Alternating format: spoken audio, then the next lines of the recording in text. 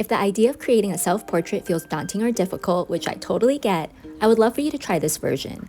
You don't have to draw a sketch if you don't want to, and you can follow this tutorial for the template and make it your own. The idea is for you to use your silhouette to create different layers that represent who you are. Let's get started by creating a background. I love trying different techniques, so I wanted my background to reflect that. Think about what you enjoy about art and creating, and what tools and techniques are your go-tos. Have your background reflect that. For mine, I started by scribbling with a crayon, something I loved to do as a kid and as an adult. For these spots, I used the marker and plastic bag technique, which I'm kind of obsessed with. It's really easy to do, and the results are always a surprise but so pretty. I also love using random items to create, so I included printing with bubble wrap and acrylic paint. If you want to try any of these techniques on your background, feel free. If you'd like some more ideas, I have another video with 50 mark making ideas to try. I'll link it below.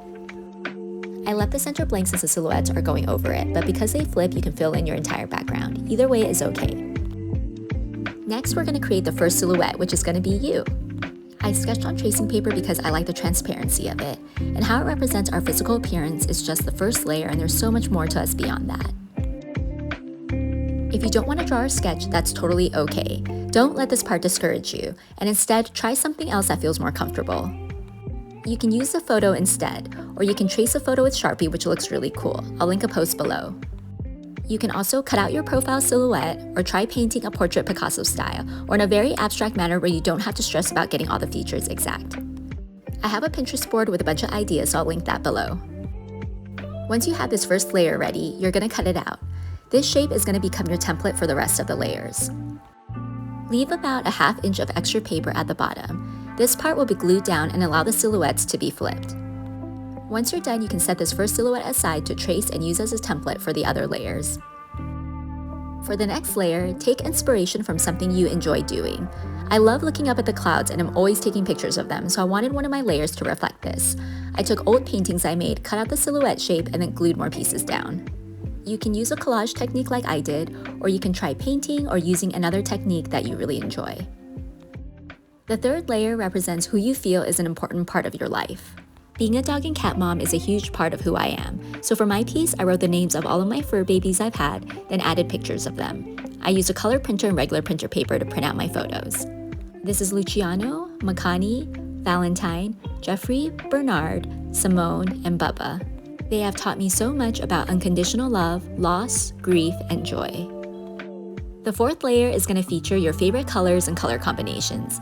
Use a medium you enjoy working with the most. I love the classic combo of black, white, and gray and swiping them together. I used acrylic paint because that's what got me into painting again. I traced the silhouette on the back of the paper first before adding the paint on the front. That way I don't have to worry about erasing pencil lines. Then I let it dry completely and cut it out. For the fifth and final silhouette, fill it up with words that describe who you are. What are some of your favorite personality traits? What do you love? What's your sign? Your birthday or birth year? What are your beliefs? I used craft paper and a black marker for this layer. You can choose any kind of paper and writing tool you want to work with.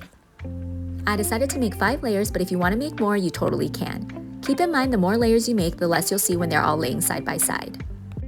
Here's a recap of all the layers. 1. You. 2. What you enjoy doing. 3. Who is important in your life. 4. Your favorite color. And 5. Words that describe you. Make sure you pre-fold the ½ inch tab at the bottom of each silhouette.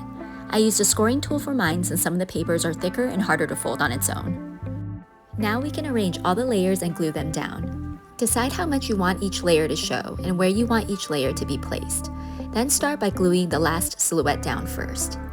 I'm using Mod Podge, which has been my go-to glue of choice, and I'm using a Q-tip to apply it. After gluing down each layer, fold it back and forth to make sure that it flips okay. I ended up putting my layers back so that I could see how much was overlapping as I glued. And again, I'm just checking that each piece folds okay after gluing it down. Here's my last silhouette, and I'm just giving it one last final press. And here is a finished self-portrait. We are all multifaceted with many different parts that create who we are. And we add new layers as we live our lives, experience new things, and grow. This is my current self-portrait and some of the things that make me who I am. I hope you can use this tutorial to make a self-portrait of your own and capture some of the different layers that make you who you are. If you do try out this self-portrait layout, please be sure to tag me or email me a photo of it because I would love to see it and share it. Thank you so much for watching, and I hope this inspires you to make a self-portrait and that we get to create together again very soon.